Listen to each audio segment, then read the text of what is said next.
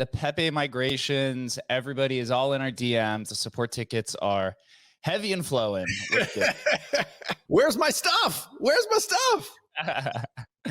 How funny is that? It's always that situation. Where do we begin, Adam? There's so much going on. We're at the beginning, Jake. How long have we been doing this now? It's got to be like, we're pushing like 3 months now, right? We've successfully migrated other collections, but obviously Rare Pepe is the final boss. It's almost half of the vaults, I think, are Rare Pepes. So this was the heavy lift, and so much tooling had to be built to automate it, because when you're automating whatever 20,000 vaults, it's impossible to do it manually or one-offs. And so all this infrastructure had to be built by our dev team to actually make it happen. And here we are, man. Yeah, so that everyone kind of gets a full picture, and so that those who are listening can really understand it. We began the trading freeze on OpenSea July 10th, I believe, 2023. So we're about 4 or 5 days away from 3 months going into this.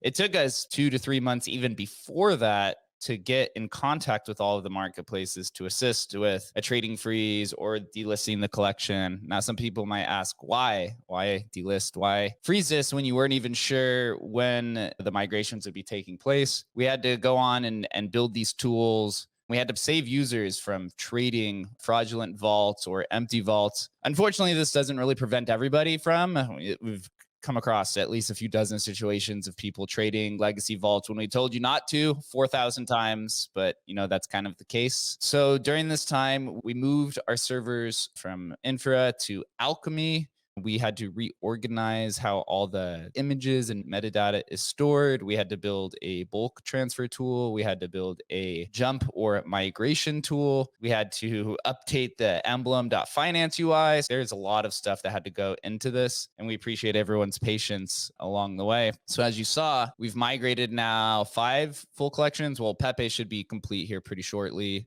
Age of Rust was the first one that we tested out. That was because it was the smallest full collection. I think there was only like 11 assets of that nature. And then we moved to the Pepes. We did fake commons, dank rares, fake rares, rare Pepes. Now, some people might ask, why do this?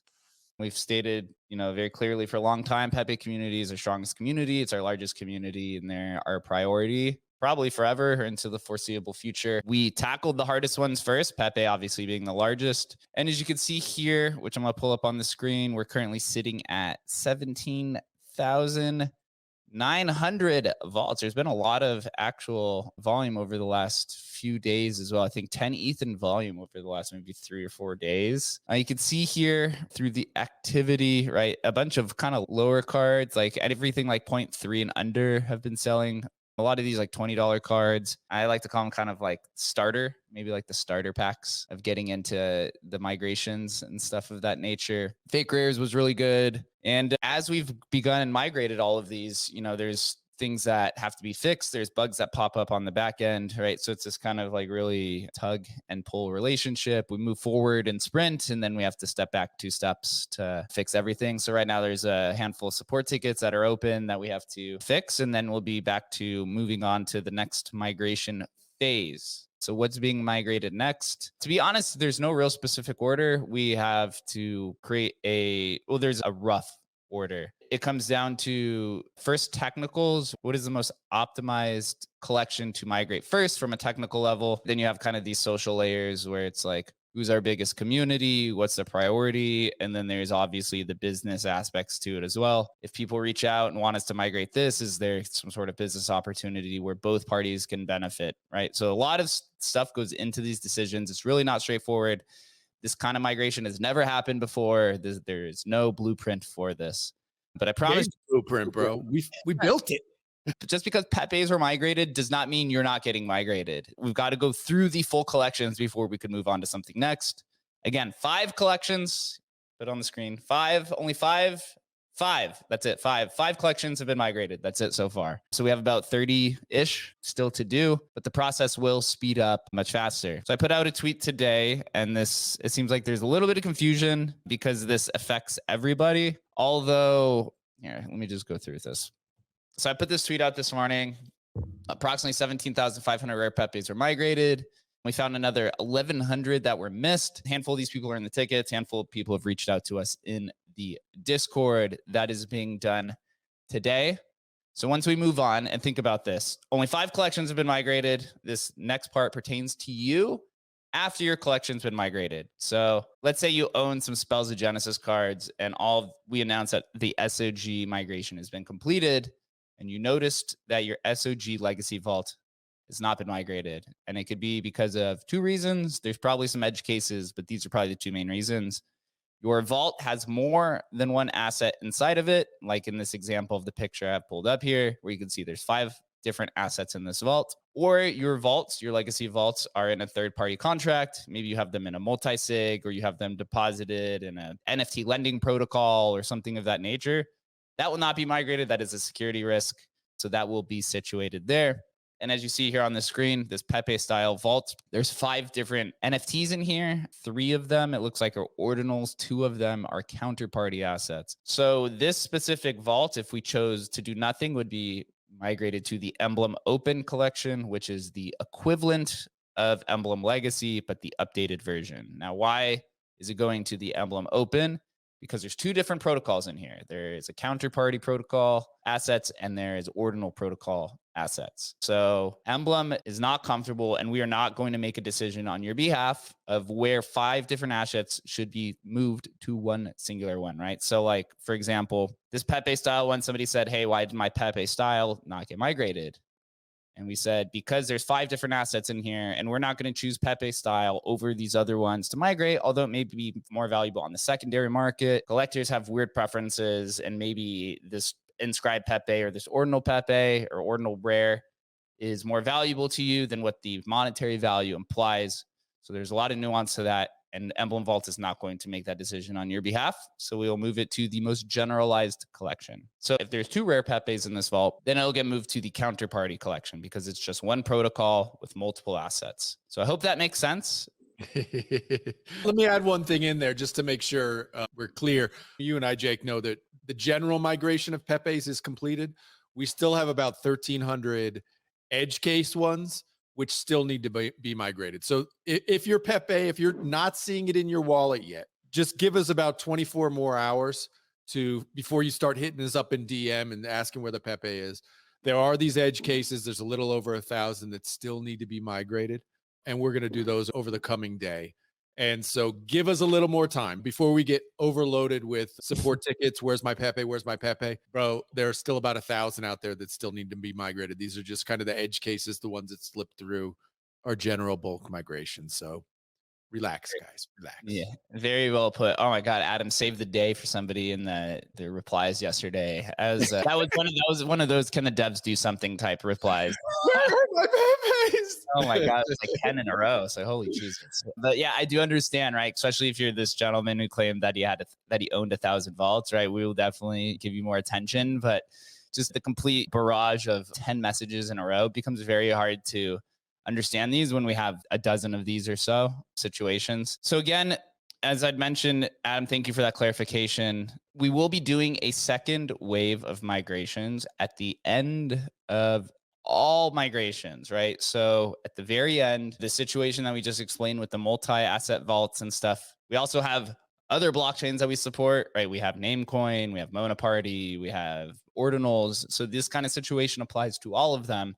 So at the very end, when we're done, we'll make an announcement and say, hey, on this day, this time period, if you fall into these 2 camps, we will migrate them. And that will be the last time. Everything after that, the user is going to have to pay for. You're going to have to manually unvault it. You're going to have to manually vault them. But we will have a bulk minting tool at some point in the future. So I wanted to make sure that that is very, very clear as possible of what is going on there. But everything will be migrated at some point outside of those 2 kind of situations. So a lot going on there. And then also on top of that, we announced at Pepe Fest, Emblem Markets. Oh man, so we're probably gonna have to dive into this for a second. So Emblem Markets, we announced, and I'll just read the tweet off. So the Emblem Vault has been building towards this moment for multiple years, and we're excited to unveil the next chapter of our journey, Emblem Markets. It's a platform that's going to offer unique multi-chain experience alongside Emblem native products. Emblem Markets will be more than just a marketplace and will act as a sandbox for Emblem Vault and Emblem builders. Utilize And then it has the website where there is a sign up you could see here with Pepe Fest, where we ask for your email, Twitter handle, Ethereum address, and XCP. The Ethereum address is the one that's only required. We understand some people don't want to link their Twitter handle to their ETH address or their email to the XCP address. But the more information you provide, the higher likely of whatever this leads to will have a better opportunity to get in contact with you. And then there's a few more details, a few more bullet points here that goes into the marketplace. Of course, it's a little bit generalized, and that is done on purpose. So when Adam and I joined the team, we're almost come up on 1 year, man. November 1st. So happy birthday, baby. How crazy has that been? If you look in that initial post on Twitter, we actually mention a historical NFT marketplace. And, and even before Adam and I joined, this idea of a marketplace has been in discussion for a while. The infrastructure of Emblem has not been to where it needed to be to launch a marketplace. I know a lot of people have said, hey, when marketplace. I think Adam and I have stated pretty clearly that the curated collections need to be firm. There needs to be a strong foundation before the marketplace can actually happen. I've stated that probably at least 400 times in the Discord. And so now we feel very comfortable that curated collections are where they need to be. We've now moved from legacy to migration, or to individual collections, or we're almost there. We began theorizing about Emblem Markets, about taking it serious a few months ago, once there was a little bit more clarity with migrations. And there's a handful of reasons why. Of course, it's called Emblem Markets, but it's going to be much more than that. I would consider the marketplace section of it a place where all your curated collections can be nicely organized. There will be some additional, social features to it, some more UI features. Like, for example, getting into heated arguments with people over Discord about this supply range filter on Pepe's, right? So, for example, diagnose a situation. So we've gone back and forth on this at least 30 times. Do you want to show him it live on screen so he can? That's true. Yeah. So on Pepe, right, there's 3 things that are going into displaying Rare Pepe on the curated collection. There's Emblem Vault, there's OpenSea, I guess there's Seaport too, and then you have XChain, right? So we're trying to puzzle all these together to make it a very nice and clean experience. And so when you go to a card, right, you see 5 traits. You see the artist, the card, series number, supply number, and year. So focus on the supply here, right? So this one, for example, is 37 trillion or whatever it is. When you go to the side, right, you could see artist, card, supply, and series number. So when you go to card, when you go to supply, there's 347 different options, right? And we understand this is a pretty, a pretty bad experience if you want to filter for every card that's under 100. The issue here is that if we take away the supply and we put in the range, then this trait right here where it says total supply under the card will not show up. So there will only be, when you click on a card to see the total supply of that card is very important. I want to know that the Nakamoto card has 298 cards, right? I have to be able to know that. And using sort of a slider system does not make that possible. If you were to click through to a Nakamoto card, rather than saying total supply 298, it won't say anything, right? That was a pretty important choice that we made there. And that is simply because OpenSea doesn't allow that functionality for us. Yeah. Sorry, No, you're good. No, I was listening to you.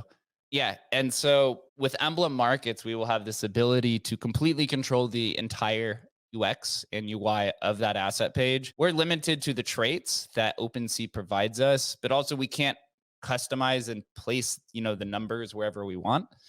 With Emblem.markets, we have a little bit more control over the user experience on these type of things. So we'll be able to add both, or we put the supply number somewhere on the page where we're not allowed, where we don't have that ability to do on OpenSea. That's one thing that is, just a very basic necessity for Emblem Vault that we've run into issues with over time, because we are supporting 12 different blockchains. Currently, we're also deployed on 3 blockchains on Ethereum, BNB, and Polygon. And then we're also going to be deploying on more in the future, right? So you could see this very tough situation, at least from OpenSea. That's a very generalized store, right? They're not catering specifically to historical NFTs or to counterparty. They're trying to cater to everybody. It's like a Walmart, right? And And so this is generally what happens in kind of just the tech space or in just entrepreneurship in general or startups. When there's somebody who becomes very generalized, it becomes kind of like the de facto place to go to. When a community or a product becomes, I guess, outgrows where they exist inside of this Walmart, then they go and create kind of their own store. For example, Walmart is kind of like the one kind of de facto leader when it comes to like general kind of grocery shopping. But those health experts eventually outgrew Walmart. And so they created like Sprouts or Trader Joe's, these like health kind of grocery stores. And that's kind of the same situation that's happening here is we're a multi-chain product. We're beginning to outgrow the things that OpenSea can offer. Although I fucking love OpenSea. You guys have been awesome to us so far, outside of some other things that'll get into. But this is kind of that situation that's happening is we now need very specific requests that OpenSea or these general marketplaces can't provide. So take that in mind that this is not just for a marketplace, right? We've also run into issues over time with censorship, delistings, that'll probably affect us in the future. We're an American company. So if there is a DMCA request, we will have to take it down. Of course, so people will note, and this is obviously speculation, that OpenSea is also delisting things based off of preference more than a necessity. That's what people claim. There's no proof, but we will have more control over that curation experience with the marketplace itself. So we've begun building this. That just goes back to that one situation with those assets. So we'll have a marketplace feature component to it. It'll have all of the curated collections. We're going to begin with only the curated collections. We won't begin with everything else. We have a strategy to tie in everything, but it's going to be a process that we're going to grow towards. All of the bells and whistles and everything that you guys want. You guys want COBOL completely integrated. You want all these collections. We're going to grow to it. It's not all going to be launched immediately. We're literally in the middle, in the depths of a bear market. Attention is low. Liquidity is low. We're taking this time to build, but we want to make sure that we build it right so that when the bull market does come, we have a very strong foundation of a protocol where then we have opportunity to kind of announce on other things. So moving past, I guess, the marketplace itself, which will be a multi-chain marketplace. And so we'll leave some mystery surrounding that. The tokenomics behind it, right? We have vaults. We're going to have 35 different collections that exist across 12 different blockchains on 3 different blockchains. We're going to have to integrate that kind of tokenomics. There's COVOL, which we've had around for quite some time. It's gone through quite a journey since beginning of 2014. It was Ribbit Rewards, which was its own blockchain. Then it moved to COVOL C on Counterparty. Then it moved to Ethereum. 2019, tokenomics have changed. We are taking everything into consideration when it comes to COVOL. Where right now, we've probably gone down every tokenomic model possible in discussion of what we want to do, right? How do we want to integrate an NFT? Do we want to use an NFT system? Do we want to use COVOL system? Do we tie it all in together? Everything is on the table. Of course, with COVOL, right? COVOL's kind of caught in a unique situation. It's on Coinbase. It's caught in the middle of a lawsuit with the SEC and Coinbase. So we've been, advised to be very cautious until there's a little bit more information surrounding that case, which probably will be some point in the beginning of that year. The situation with COVOL is that it's a discount system, which is where it will sit. It'll probably change at some point in the future. I think it's actually likely to change at some point in the future as we nail down the perfect vaulting system. It's an interesting conversation because we've come to learn Emblem is quite a large tool that caters to every ecosystem, to gaming, to metaverse, to DeFi, to NFTFi, to NFTs. So blending all that together is definitely some sort of it's definitely a creative challenge and a tokenomic challenge, which we are attempting to take on. Unfortunately, COVOL, guys, I'm not going to give you details here today on what's COVOL because it's not all completely nailed down, but we do have many different systems that we could lean into. There's a lot of moving parts. And if you understand how tokenomics work, you don't want to launch into pretty much a dead ecosystem, which is kind of what is the current state of NFTs. But I highly recommend everyone to sign up for the Pepe Fest. Sign up that's at Emblem.Markets. That will lead to something. And there's going to be 2 other components to this. I'll give you one alpha right now. There's going to be a version of an app store on the marketplace, which will be for Emblem products to showcase. and then also for other users who build with Emblem. So we'll say the running name right now is built by Emblem and built with Emblem. In this app store, right, it'll link you to Emblem Finance. It'll link you to our time locked vaults and all these new products. It's like a sandbox for us to showcase all of the products that we've been working on over the time. That's also an issue that we've run into is handful of projects or protocols reach out to us. They say, hey, can you build this? We'll integrate it. And then we build it and they don't integrate it. So if we just integrate it into our own platform, it gives a better user experience for you guys. That's all in one place. And then it's a better experience for us because we get to have this sandbox to kind of play in. Obviously, on the other side, over the last year, we've had a handful of teams build on top of us. Ordinals Market built on top of us. Pepe.wtf. We're integrated into Arcade and all these other ones. So we want to be able to showcase all of the builders who are building with us as well. And so there's going to have that app store that'll be where our APIs are shown, where basically the whole tool set for people who want to build with Emblem on top of that. The fee models and everything that goes into that, we will discuss at some point in time in the near future. Our expectation to deploy the early stages of this is, God, I hope so. But before the Q4 ends, it'll be likely a beta stage, which means that you will likely need to be a co-vault holder of X amount or a vault holder of X amount, or you signed up for the Pepe Fest, right? So that's one of those utilities that are there. Also, if anyone has any questions, I'll call on you, Dogfather, here in a second. Please feel free to come up, or if you're listening to this later and you have questions, you can hop in the Discord and explain it. You know, there's 35 different communities that we're going to be catering to immediately. Everyone has different needs. So best way to, if you have a specific need for a specific collection, please just open a support Discord instead of shouting at us on Twitter. It just makes it a very, very easy experience. But, you know, we just had an update call with the Emblem Markets or for Emblem Markets yesterday. And I have to say, it looks really, really good. I'm very, very excited. Adam, what were your takeaways from that call yesterday? Well, I think it's going to give us and give, you know, we've talked about this for a year, giving these, you know, small communities of historic NFTs places to live, right? And I think that's just going to be amazing. But that's just really the first step for Emblem as a company. I mean, of course, we lean into historic NFTs because that's where we find our first product market fit. But the reality is that Emblem can be used for so many different things across chains that we literally don't know what the next big thing is. But I think, you know, it's exciting that when that next big thing happens, that we can integrate it fast and quick on our own website and provide those tools for builders to build using our technology. Man, couldn't be more pumped about that, because you just think about it, whatever. I don't even know. Nobody in the NFT space, nobody in the crypto space knows what the next big thing is going to be. Is it going to be some project on Solana that gamers go crazy for? Well, how awesome would that be to be able to bring those items over onto Ethereum and allow to access liquidity, right? Or bring it over to Bitcoin, or bring Bitcoin stuff to Ethereum, or whatever, you know. But being able to do that quickly, fast on our own native website is just, it's going to be amazing. It's absolutely incredible. Oh, a few more things. So as you know, royalties are going to be officially at 0 February 29th. I think it's a leap year. It's leap year this year. I think it's a leap year this year or next year. So February 29th, 2024, royalties are officially at 0. Somebody has asked, will there be royalties on our marketplace? You know, it's something we're considering. The marketplace, we're going to roll out with initially just a marketplace fee. The marketplace fee will be competitive against all of the other marketplaces. That's definitely a priority. We're looking into different types of gamifications to it all.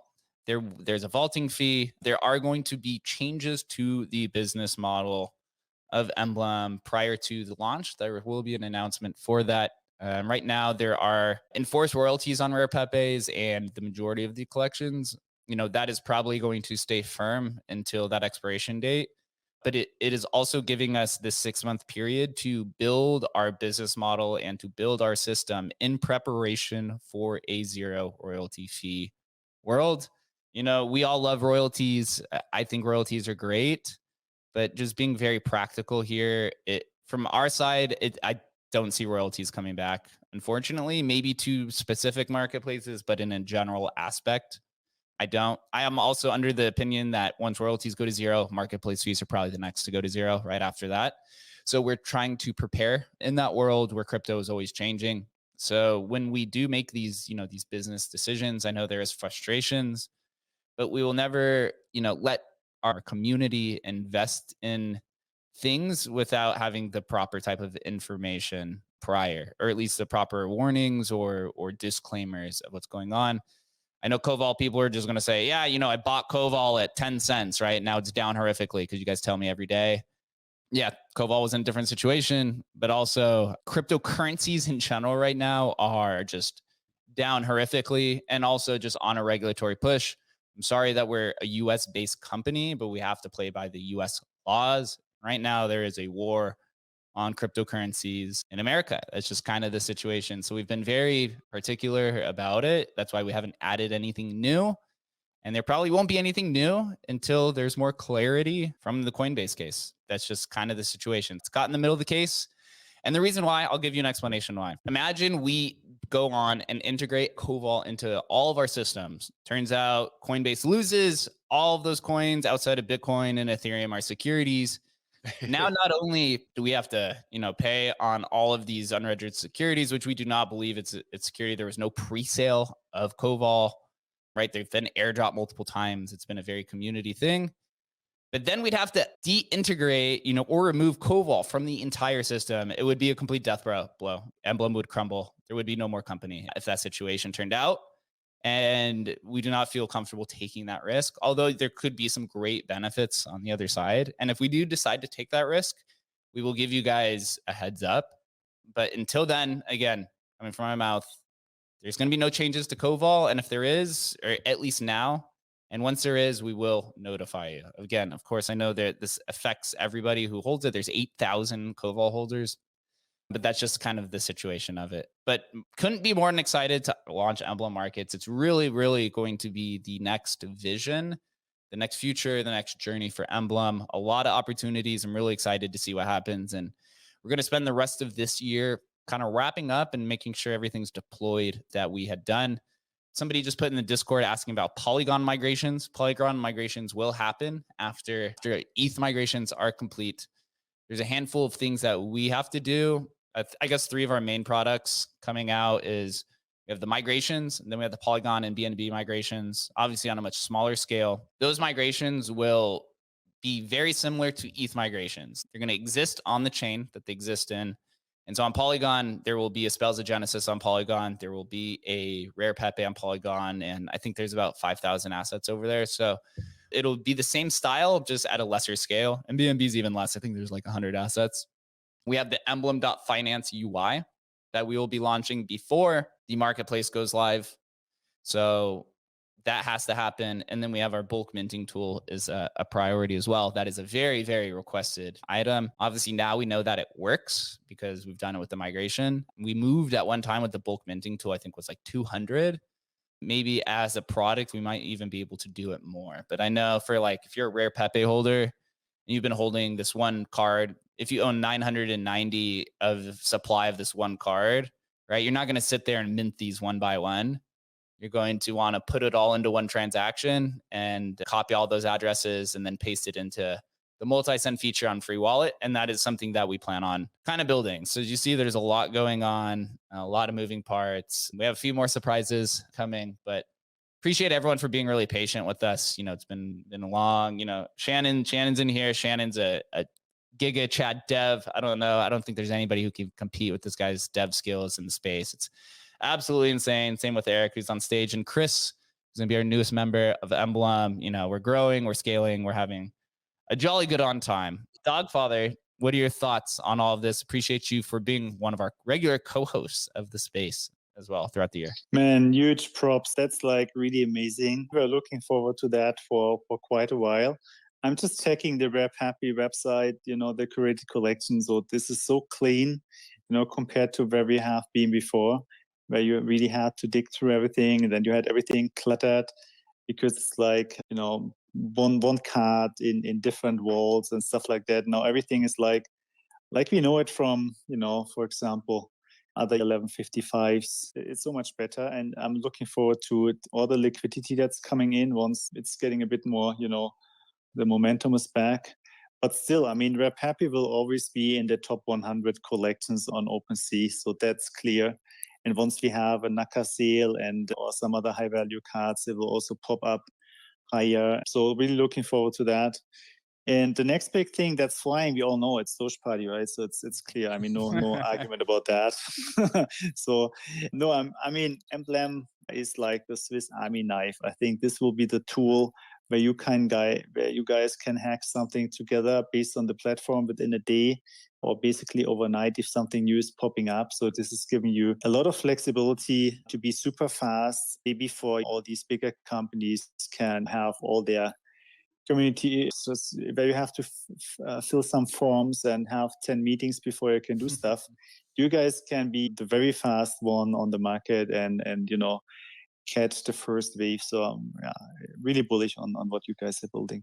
Yeah, there's a few handful of things I'll explain here. So if you have a collection and you want a curated collection, please reach out to us. Specifically, if it's a large community. If not, you can wait for the protocol collection, right? If you're a counterparty artist and you have it properly indexed through Xchain, and it says, like, if it has the banner that says this is an official collection, it means we could create a curated collection, or we can mark at least, we can make that a curated collection because we're routing it through Xchain. If you don't have that kind of banner on Xchain and you're an artist, there will be a spot in the future to where you go to our GitHub directory for counterparty and you could submit a JSON with your traits for your collection and you will get those tags on the counterparty collection. And then moving forward, if your collection then has a large community and expands, then we will move it to its own curated collection. Ultimately, our goal is to have all of this automated in the future, and we have some plans for that, but we do have to work towards that. Also, there's some requests about multi-chain curated collections. For example, let's say you have a collection on Ethereum, ordinals, curse ordinals, stamps, and Bitcoin ordinals, and you want it all on one page on OpenSea. That is also something we can do. It'll take some custom solutions until we kind of smooth it out. But there are a handful of multi-chain communities, and there's actually a lot of people in ordinals say they're only ordinals, but from the conversations I have, I don't completely believe that. Which is okay. So there's a bunch of communities from the ordinals community that want these multi-chain kind of contracts because it just makes it much easier to kind of sort through. Also reach out to us for that, or at least start thinking about that kind of idea. One final note on the Pepe collection, where there's some supply inconsistencies, and this is due to Xchain having two different types of burning mechanisms. There's one that's called burn, and then there's one that's called destruction. Burn was the first version of burn, which is like a manual burn where somebody just takes a supply of a card and then goes and sends it to a burn address, like a custom burn address, like you could see here. So like, for example, Cactus Pepe, it's a total supply of 3, and on OpenSea it shows 3, but then when you go to Xchain, it shows 1,000 supply. And then when you look deeper, you see that 997 of them were sent to a burn address. So there's 3 different variations to this. There's one where on OpenSea for Space Daddy, which is the Elon Musk one, on OpenSea it shows 2024 supply. And then you go to Xchain, it also says 2024 supply. And then you look at the holders, and a burn address owns 1,725 of them, which means there's only 299. Really? But both Xchain and Emblem are off, right? And then the third type is where it says, for example, for this card, which card is this? For a Pepe Hero, on OpenSea it says supply 200, and then you go to Xchain, it shows supply 100, and then you go to the Destructions tab, and it shows 100. So there's 3 different types of these. If you notice these inconsistencies, please let us know. We're going to have to get with JDog probably to make sure that it's consistent across all. That's a very important metric, as Adam as said earlier. It's going to take time. And please, especially if you guys see these sort of things, or you notice something that's inconsistent, either between us and Xchain or whatever, us and OpenSea, anything, just let us know. Appreciate that so that we can fix it. These are just one-off things that are going to need to be kind of worked through. There are people who say, oh, well, you said it a burn address. That's not really burnt. Well, I don't know, man. I'm not going to get into that. It is what it is. We're considering that burn, but Dogfather, what's up, man? Yeah, the devil is really in the details there. I was also replicating the numbers from Pepe, what the fuck.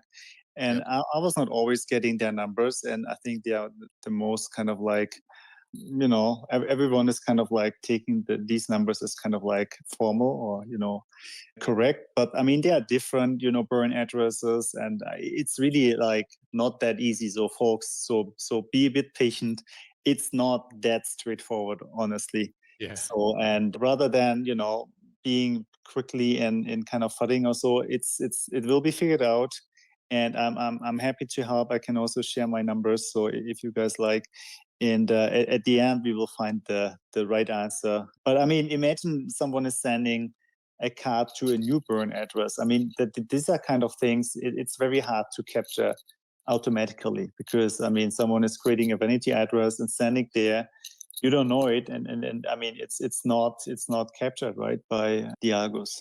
The reality is it's just another address, right? So the algo is not necessarily going to pick up just another address, even though obviously if this address says one and then the word counterparty and then XX, you could tell it's a burn address, but it's not automated basically. So yeah, if you guys see stuff like that, do let us know, because that's good stuff that we'd like to correct. Yeah. There's also a fourth party, Pepe.wtf. We work with Al pretty closely. He's the one that's providing a lot of the JSONs and stuff. So there's kind of 4 or 5 different protocols that are working on this. Yeah. So desktop even said creating a burn address with a vanity doesn't mean that they know the keys. Yeah. They don't know the keys. That's right. I mean, that's a reality too, right? You can mine these basically burn addresses. You're just basically doing, like, I don't know what they call it, brute forcing these addresses, where you're creating literally millions or billions of addresses, and then you can actually find ones that you actually hold the private key to, and it may say burn address 1, and magically, you figured this one out, and you do it, and you say, I'm setting it to the burn address, but you actually own that burn address. So it gets a little complicated here, but we work. Yeah, we even had somebody ask recently, and we try to really stay away from these kind of subjective traits, but we're looking into different things on different chains as well. And this idea of like active supply, right? These dormant wallets where supply hasn't moved, like, right? Let's say it's 1,000 supply, but 990 of them haven't moved in 6 years. We've had some people ask if we could add that. We're trying to be very cautious around that. I asked them, I said, what do you determine as active supply? Right. There was like kind of like there wasn't really like a straightforward question. But then also remember in 2021, how many of these dormant wallets woke up and ended up started dumping right into it? I don't know how you could do anything like that. I mean, the reality is I know personally people who, never moved Ethereum. They've had Ethereum since day one, and then suddenly when Ethereum touches $3,000, dollars per Ethereum per ETH, whoop, wake up, here they go, so I don't think we could ever really touch those. It just seems like there's so much experience, even in the 21 bull run, where I'm just thinking like curio cards, where people are like, oh no, that Apple wallet's been dead. They got them on claim day and that's it. They've never moved them. And then what do you know? They woke up. So I don't know if you could ever really do that. Yeah, Dogfather, I know you have some experience with this too. Yeah, 100%, Adam. I mean, that's something not for a marketplace, but rather for an independent website where someone is maybe giving some alpha or trying to give some alpha. But for the marketplace, it should be neutral and absolute hard information. You can't do any of that. I mean, that would be really like almost financial advice that you don't want to give there. But we do appreciate when people come in and have these types of ideas. There are some other ones, like for one with Namecoin, there's so much debate around, how people value these. So we try to stay objective. So one thing we're looking to add is just to see if the token has expired before. So it's just a simple yes, no, right? Like that's a very objective kind of thing that determines, if a collector wants a Namecoin asset. So those kind of ideas like are important. And if you think you have a good addition to it, then please just like let us know. Again, we have to evaluate and see if it's even possible, because you have to pull the information directly from the blockchain itself and index it and all these other kind of crazy stuff Shannon does in the background. So yeah, just keep that in mind. But it's been an exciting time. It feels like we finally crossed the chasm of migrations and we're moving forward. But man, couldn't have been a better time. I don't have the tweet in front of me, but I put a tweet out saying that we started migration literally almost exactly at the bottom of the NFT market. How funny would it be if it resumes right after all the migrations? Perfect timing, bro. Perfect timing. It's the Pepe bull run is ready, man. Now it's ready. Now it's on. Game on. It's interesting when you think about Emblem's community, because it's not typically like PFP flippers. So it's almost like this whole section of people who are using ETH just so they could get liquidity to their assets from other chains. And so they're really only using a handful of assets, right? There's a lot of people who use just Emblem because they generally prefer native trading, which is more secure, but this is a way to access liquidity. So I think we'll get a pretty strong sign if the bull run does resume right after, we're done with migrations. I think that's a pretty strong sign. I mean, we had 15,000 holders. It puts it at number 6 largest NFT collection if you do it, if you combine all of our curated collections together. So yeah, a lot of responsibility